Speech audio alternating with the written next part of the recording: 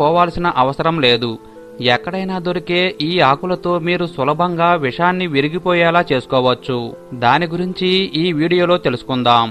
ఈ వీడియోని పూర్తిగా చూసి మీ మిత్రులకు షేర్ చేస్తే అందరికీ సహాయం చేసిన వారు అవుతారు. తేలుకాటుకు గురి అవటం సర్వసాధారణం. మనం ఇంట్లో పనిచేస్తున్నప్పుడు, లేదా ఆరుబయట నడిచే సమయంలో, లేదా రైతులు పొలాల్లో పనిచేసే సమయంలో తేలుకాటుకు గురి అవుతుంటారు. ఇలా తేలుకుడితే విపరీతమైన నొప్పి, మంట పుట్టి నరకాన్ని తలపిస్తుంది. తేలుకాటు యొక్క మంటాపోటు భరించటం చాలా కష్టం. ఈ బాధను అనుభవించే వారికే తెలుస్తుంది.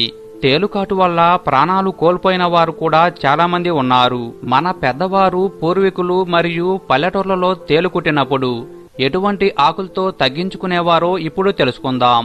ఇలా తేలుకుట్టినప్పుడు కంగారు పడకుండా తంగేడు చెట్టు ఆకులను ఉపయోగించి విషాన్ని విరిగిపోయేలా చేయవచ్చు.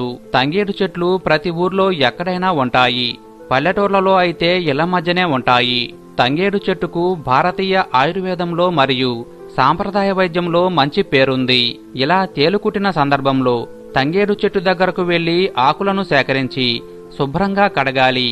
కడిగిన ఆకులను ముద్దగా నూరి ఆ ముద్దను తేలుకాటు ప్రదేశంలో రసాన్ని పిండాలి.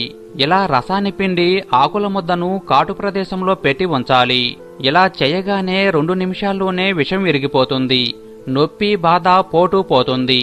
పూర్వం మన పెద్దవారు తేలుకుట్టినప్పుడు ఇలా తంగేడు చెట్టును ఉపయోగించి సులభంగా విషాన్ని దించేవారు.